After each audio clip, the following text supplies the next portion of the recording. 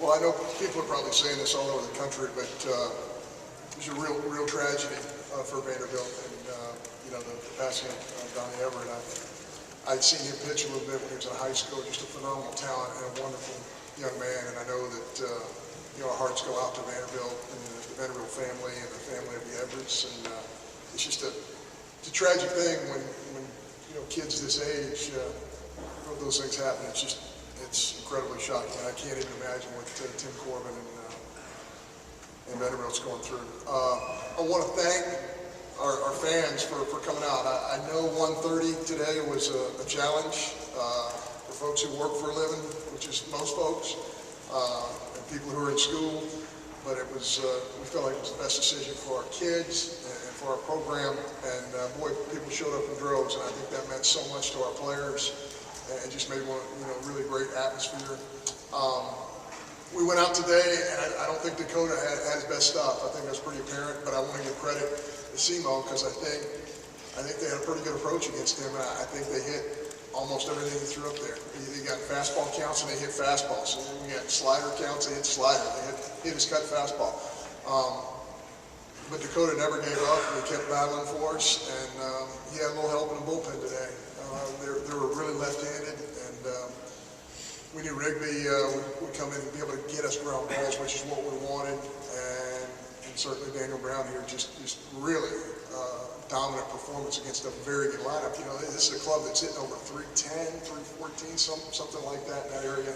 That's not by accident. You look at their lineup, seniors and juniors and guys who've been through it all, and they just competed their tails off. So hats off to those guys. And they're certainly not done in this tournament.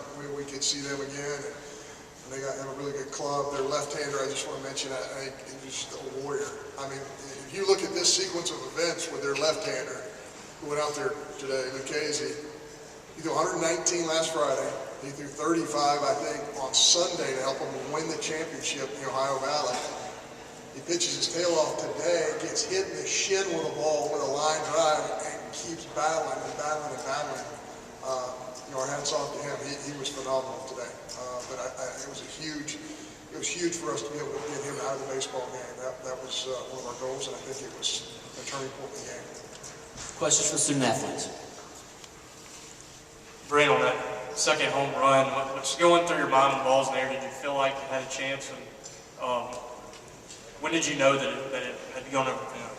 Yeah, I was talking to Robbie on deck before I went up there, and we both kind of thought that he was going to try to flip a breaking ball over to get strike one on me. So I was sitting it, and I was able to put a good swing on it and find a barrel. And when it comes off, I knew I hit it well. But going to that part of the park, Duty Noble, the ball doesn't. It's a big park, ball didn't really fly that well. So I think the wind helped me out a little bit. But I actually thought he caught it rounding first base, and I was pretty excited when I realized it went over his head. But I mean, I was up there looking for something up in the zone. I put a good swing on it, and happened to hit it in the right spot of the bat. Brent, Ben Wade, Commercial Dispatch, trailed for most of that game, especially early on. What was the mood like in the dugout, and how did y'all feel being behind early on in the ballgame? Yeah, that's one of our strengths as a team. Is we've had some times throughout the year where we've been down early, and we never get uncomfortable. We never get sped up. We stay within our game plan, and we know that we're talented enough. Our bullpen's good enough. Our hitters are good enough that we're going to battle back and be able to compete until the last out. And we did that. We were able to get a lead, and Daniel did an unbelievable job holding him. But we've done that all year. We've gotten down early and then just fought back and been able to get wins late. So I think that's one of the strengths as a whole as our team. Danny Smith, Strawful Daily News. Dan, you can respond to this. Brent, too, feel like. Just what did the atmosphere, people coming out on 1:30 on Friday, do for the morale of the team, what y'all were able to do today? Yeah, it was real nice, really good turnout by all our fans. I think, we thank them very much. They were really involved in the game with their pitcher, trying to rattle him a little bit. And, it was great to, it was a little hot, so it was great to see a great turnout and just have all the Dog fans behind us. I think we gave some people an excuse to leave work early, so they might think us a little bit too. Brent, Mike Bonner, very mentor.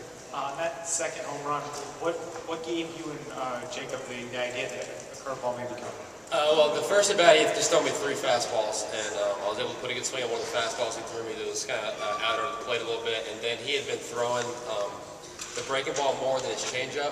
We thought coming in he was going to throw a lot of changeups early on. He stuck to his breaking ball a little bit more, even to righties. He was throwing that early, trying trying to just kind of steal a strike. So I figured he wasn't going to come back fastball, and he hadn't shown changeup enough for me to, for me to look for it yet. So I just thought he was probably going to try to get, backdoor breaking ball, just kind of flip one over and get strike one. So that's kind of where that came from. Daniel, Easton Colvin with 24/7 Sports came in 3 hitless innings. What was working for you out there? Jack just told me, fill up the zone, trust the defense, as we've done all year. So I just really wanted to attack my best stuff, just from top to bottom of the lineup, because they had such a good lineup. And Jack was able to just keep me in the zone, and then the defense made good plays for me. And then so I just kept working at that. Bob Prescott, Steve.com. Brent, I know you mentioned when you were around him first, you thought it was going to be caught. As many as you've had Rob this year, I don't know if you can remember actually what the numbers around him had Rob, but how much of a relief was that, and how excited were you to finally get that one over in a moment like this? Right, it was really similar to a ball I hit against Texas A&M on Saturday, I think, Saturday or Sunday, one of the two. I hit it to the same part of the park, and it kind of felt the same coming off the bat, and that one ended up getting caught at about the same spot of the fence. But the wind was blowing in a little bit that day, and I think the wind kind of changed directions and was blowing out a little bit today, which is kind of what gave it the extra oomph on the fence. But, like I said, I was excited. It was a big moment of the game. Anytime you can come up with a big hit, get happy. So I was excited when I saw it go over. Daniel Smith, Commercial Dispatch. This ball club is very patient, polite, they're very selective, they walk a ton. Did you feel like there was a point where you got them to expand the zone a little bit? I felt like they kind of stayed with their same approach against me the whole game. We preach strike one here, so I just really want to attack strike one and try to go ahead and get them in that quick hole to where they maybe would chase late, to where if they're ahead in the count, then they're spitting on everything. So, Jack had a good plan behind the plate of pitches on where to go and stuff, and followed that. And, I think they kept just lining up good at bats, and we were just able to get them out. One final question for the student athletes.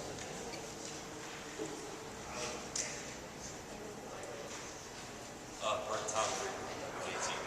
Joey had mentioned that he was starting to get a little bit tired as we were into the 5th and 6th inning. Did you guys sense that in his approach on the mound, that you were starting to wear on him as the game went on?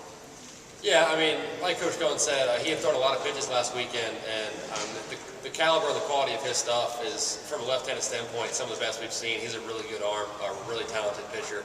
And, we knew as we kind of got deeper in the game, it was hot, pitchers tired, and he had thrown so many pitches that last weekend that we were probably, his stuff was going to decrease as we got in the game. So, we were up there just trying to work counts, trying to grind it out, and I think it paid off for us. So we stuck to our approach, and, like I said, we were in it.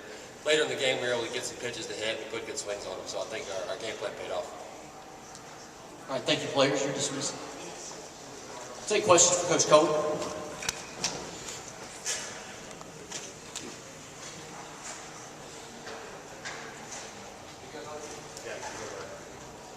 John McConnell from Fair Measure. What gives you confidence the last 2 starts for Hudson are just kind of a blip on the radar and not maybe a trend? Yeah, his bullpens in between are just electric. And when you watch his preparation, he's really good and he's really confident. And, it just didn't happen for him today. We just felt like with the wind going, the thing when you watch Dakota is it's so rare that he gives up a ball that makes it in the air to the outfield. When he's getting beat, it's usually ground ball, and they were getting balls to the outfield in the air, and I thought that was a little strange. Jack had mentioned that his cutter, really wasn't separating from his fastball. So, and to be honest, I think SEMO's an older club, and I think they did a great job with him today. But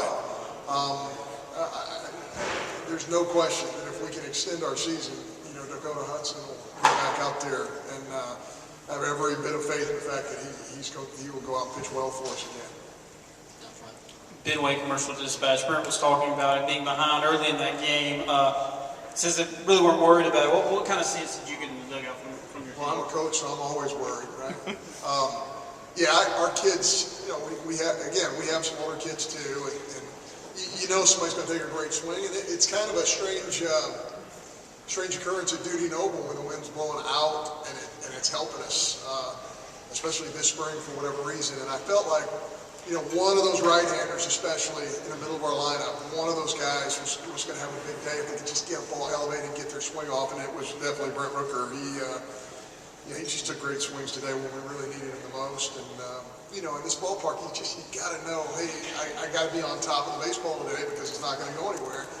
and today was a day where you can miss underneath the ball and it's going to go somewhere. So, I thought it was a great day for him. We had a lot of guys, who had great days. Mangum was always in the middle of it for us. Kruger had two really good swings, and I don't discount for a minute how important that last swing that Kruger took. I mean, think about him being out there at 90 degrees, squatting down there 150-something times, and then hitting an in-the-park home run. I mean, that in and of itself is a pretty remarkable offensive feat for a guy who just never gives in and just gives us everything he has every day. Good to that. Coach Andy, we've done TV and television. Psychologically, how important is it to get that first win, especially in a grinded-out kind of game, to give you some more time and just get some momentum going into set? It's big because, we get to watch two really good teams play now. We get to make some adjustments and take some notes with these two clubs. And I think it gives our kids a little bit of rest. We'll play tomorrow night, and it'll be a little bit of a different temperature situation. I'm not going to say it takes the pressure off, because I don't think our kids feel any pressure regardless, because they're kids, they're 18 to 22-year-olds, and they're having a good time in our dugout. But I think it's that confidence thing, after not playing as well as we wanted to in the SEC tournament, getting off to a good start here. I think it's a real testament to our guys. We got down early, and I just think they never felt like they were going to lose that baseball game. That's a real credit to them. Front left. What is it about Brent that allows him to be so successful against left-handed pitching? Yeah, he just sees it really good. I mean, he just sees the ball very, very well. He's and he's got so much bat speed. It's ridiculous. We have this TrackMan technology that we use in BP, and he regularly hits balls 110, 112, 115 miles an hour off his barrel. It's pretty impressive how hard he hits balls. And we have other guys who can do that as well, but versus the left-handers, he's seen it well. But you know what? I'm really proud of him. We got to the middle of the year, and he's starting to stay on right-handed sliders really well, too. When he figures that out, he's going to be a devastating hitter. And I think he's really close to being able to, handle an entire, bevy of breaking balls from a right-handed pitcher. Front. Is tomorrow game is definitely Austin Sexton on the mound? Can you talk at all of matchups or doing something different? We'll have to see, because certainly Houston's in the mix there. Pilkington's in the mix there too. We'll wait and see. I mean, there's no doubt Austin Sexton's going to pitch for us. The question is, what game is he going to pitch for us?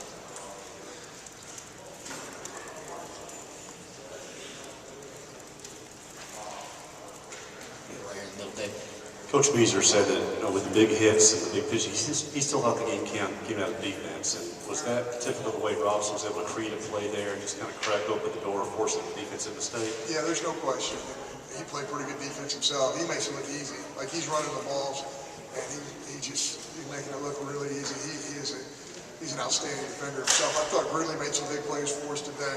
I tell you, a big play in the ballgame I was really proud of is just a rocket hit right at Collins, and he shouldered it up and really ran it down and kept it on the infield and kept that run from scoring at that moment. I thought that was a big play for us. I thought that, I thought we played well. We had the little gap on the ball that, stuck in Rigby's glove, and he couldn't get it back out and make the out at first base. But outside of that, I thought it was pretty clean. And, I thought Jack was just an absolute all-star behind the plate today. You start counting the amount of two-strike blocks he has, whereas if there's a swing put on the ball, he gets by him. Especially as runners in scoring position, he just did a great job. He's catching guys who just have unbelievable stuff, too. So, real credit to him. Time for a couple more questions. Would Dakota be available at all in any capacity the rest of the week? I would doubt it. I would doubt it. He threw 74 pitches today, so he will not pitch the rest of this weekend. But he'll be a factor for us because he's a captain, and he's a guy who helps us in a whole bunch of different ways when he's not on the mound. But he'll get ready. He'll start training right now. Tomorrow morning he'll get up and he'll start training for it. Hopefully, his next opportunity to start, and that's how you have to treat it in postseason. That's the last question. You mentioned Daniel Brown and what he did against a strong lineup. Anything in particular that made him so effective? Yeah, I mean, 93 both sides of the plate. I'm looking at the numbers here, and I think it's pretty accurate. What do you think, 36 pitches and, 37 pitches, 26 strikes. And when you have that kind of stuff and you're throwing strike one against the left-hand dominant lineup, you know, he really got us on a roll at a time where we needed him to get us on a roll there. So he was really good. His breaking ball is, when he's commanding that, throwing in the zone, it's a high level, professional level breaking ball. All right, thank you, Coach.